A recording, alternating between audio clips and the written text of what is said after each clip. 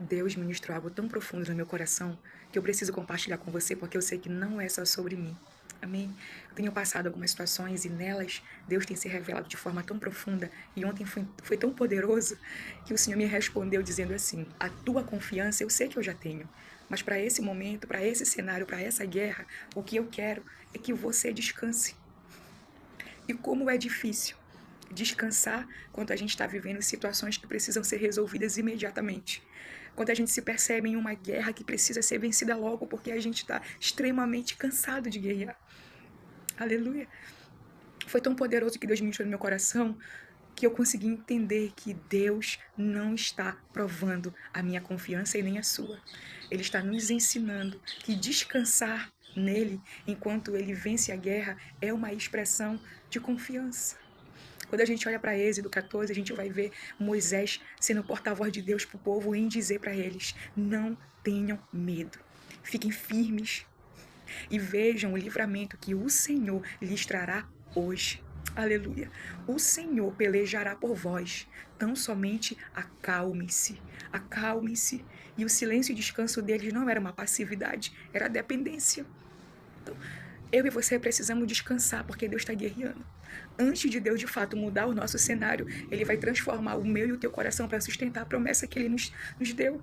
O descanso é a nossa expressão de confiança em Deus. Amém? 1 Pedro 5,7 vai dizer: lancem sobre Ele a vossa ansiedade, porque Ele tem cuidado de vós. E eu creio nisso.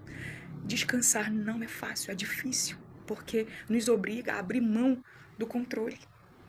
E é justamente quando soltamos o que está nas nossas mãos que Deus começa a mostrar o que Ele pode fazer.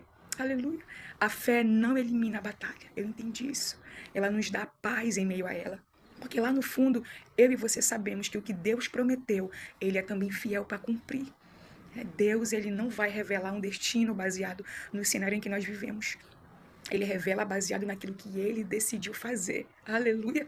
E o nosso cenário, ele pode contradizer a promessa, mas nunca vai anular a palavra de Deus sobre nós e a nossa família.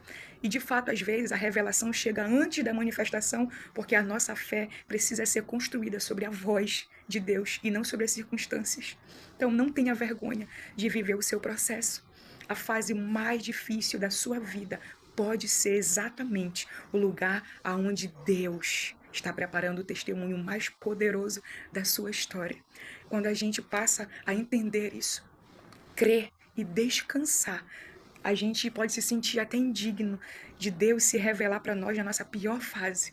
Mas o nosso coração lá no fundo sabe que Ele está nos preparando para viver e nos sustentando para ter constância sobre aquilo que Ele colocará nas nossas mãos.